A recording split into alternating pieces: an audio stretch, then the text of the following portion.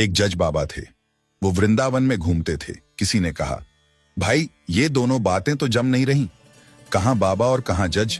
तब एक व्यक्ति ने उनका परिचय बताया कि ये पहले जज थे और इनके जीवन में भगवान की ऐसी कृपा हुई कि तब से यह बाबा हो गए। और आगे बताया कि एक गरीब केवट था। उसने लड़की की शादी में सेठ जी से कर्जा लिया और कुछ समय बाद वह कर्जा चुका भी दिया, लेकिन फिर भी सेठ के मन में बेईमानी आ गई और सेठ ने उस केवट के ऊपर कोर्ट में केस कर दिया।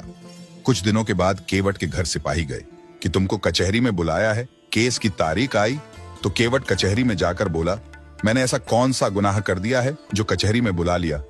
वहां फिर जज साहब ने केवट से पूछा, अपने अपनी बेटी की शादी में जो पैसे लिए थे वो वापस क्यों नहीं किए। केवट बोला, साहब मैंने तो वापस कर दिए थे। जज बोले, कोई सबूत या गवाह है आपके पास। केवट बोला, साहब हमारे तो बांके बिहारी ही सबूत हैं और वही गवाह हैं। अब जज ने समझा कि बांके बिहारी नाम का कोई आदमी होगा। जज बोले, ठीक है, तो अगले सप्ताह बांके बिहारी को बुला के लाना। केवट बोले, ठीक है।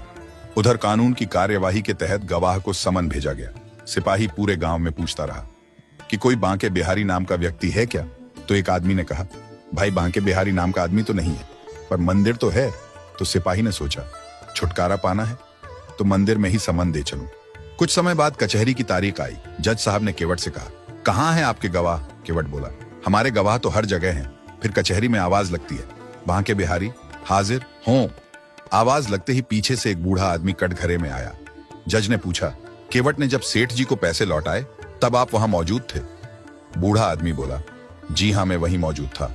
और आगे कहा, सेठ जी की अलमारी में डायरी के 330 नंबर पेज में वह पर्ची रखी है जिसमें हिसाब किताब बराबर लिखा है और दोनों के अंगूठे के निशान हैं। सेठ का घर दूर नहीं था।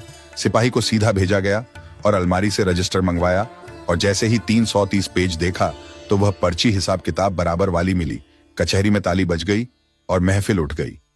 ये सब देखकर केवट का तो रो रो कर बुरा हाल हो गया और सोचने लगा, ठाकुर जी मुझे बेदाग बचा लिया। लेकिन जज साहब उस बूढ़े इंसान को ढूंढने लगते हैं कि ऐसा गवाह इतना कॉन्फिडेंट मैंने आज तक नहीं देखा। गवाह तो मिला नहीं लेकिन वो केवट मिल गया।